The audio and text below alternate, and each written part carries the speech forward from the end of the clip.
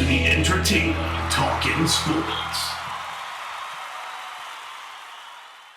What is going on, football fans? Back at it with another New York Giants video. And in this video, I'm going to talk about the news that dropped from Jordan Renan. I'll pull up the exact quote.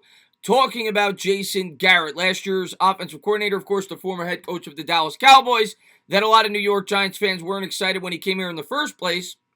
And by season's end, a lot of New York Giants fans wanted him out of here. What was some of the reasoning? Well, it's pretty simple.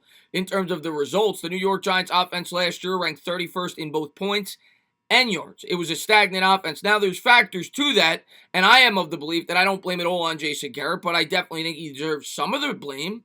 He was the play caller, and the offense didn't have a lot of creativity. We didn't put up a lot of points. You saw a lot more, success the year before. I'll get into some of the factors as to why I think it may have been the way it was and why I think Garrett may still be able to get the job done if you get him the necessary pieces here with the New York Giants. But regardless, it was completely understandable why Giants fans were fed up with him and they thought that changes needed to be made. If you watch my channel, I think you guys know by this point that I am in favor, especially during a rebuild, of continuity. My thought process on Garrett was kind of the same it was with Dave Gettleman.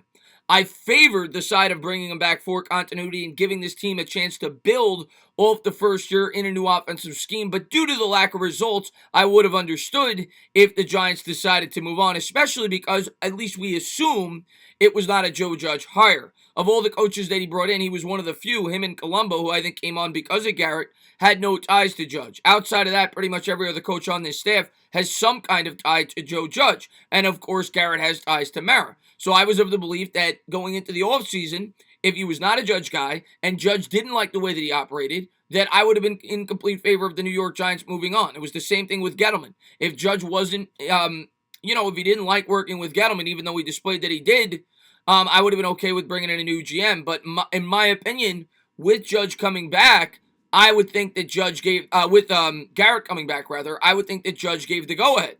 And if you listen to Gettleman's press conference, he kind of said the same thing. He was hoping that the New York Giants would bring him back, and the reason is obvious. It's for continuity. It's something that this team has not had for quite some time. As a matter of fact, Julian Love talked about it today. I'm not going to pull up his quotes. We'll pull up Ronan's quotes in a second. But he talked about how excited he is to come back to get to play in the same scheme for a second year with that defense and how much he thinks that could help them grow and build off of last year's successful results. Of course, the offense didn't match the defense, but I always say it. There's factors to it outside of just the play caller. We'll start with the excuses that people make for Daniel Jones. The lack of weaponry on the outside. Well, you could say the same thing for Garrett. And people could say he doesn't scheme people open, but it helps a lot more when you have talent. Garrett has had success in the NFL as an offensive play caller, and when he did, he had talent on his rosters with the Dallas Cowboys, in which the offense routinely ranked in the top 5 in the league. They had a very strong offensive line. They had weapons on the outside. This offensive line grew a little bit last year, but it's still not near a finished product. And I think we all agree that we definitely need a premium weapon on the outside. In addition to that, the player that I think we all agree that the New York Giants were going to build the offensive around last year went down after week 1, and I don't need to continue to harp on it, but Barkley going down certainly hurt both Jones and Garrett. And I'm of the sake that if you're going to give Jones another shot, let's put him in the best situation to succeed. And in my opinion, going into next year, in a make-or-break year, it is in the best interest of Jones, it is in the best interest of Judge to keep it together. Last year, you had a condensed offseason, you had the pandemic, everything else. Everybody had to learn new schemes on both sides of the ball. You bring these guys back in a scheme that they're now familiar with and they could build off of when you bring in some playmakers on the offensive side of the ball. And this offensive line, you hope, continues to build and grow, and it makes this offense less predictable.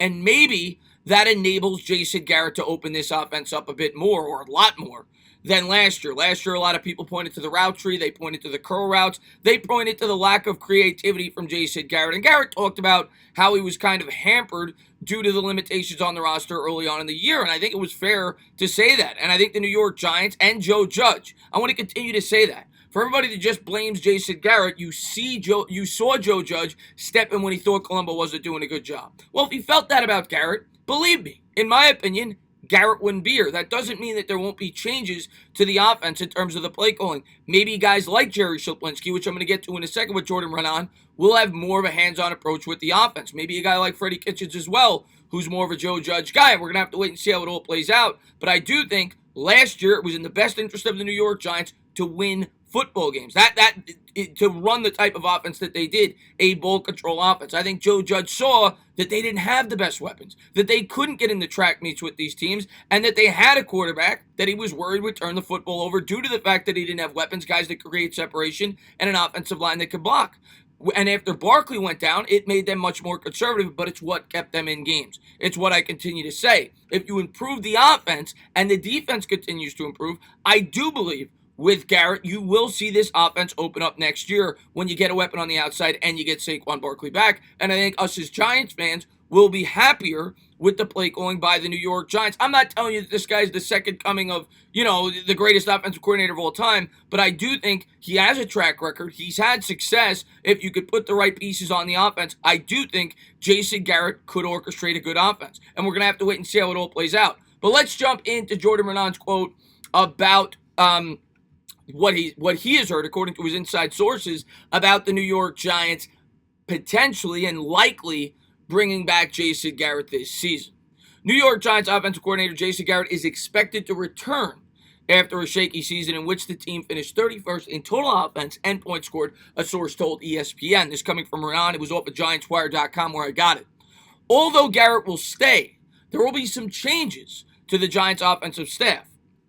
Among them, the possibility of internal alterations when it comes to the responsibilities of those currently on the staff.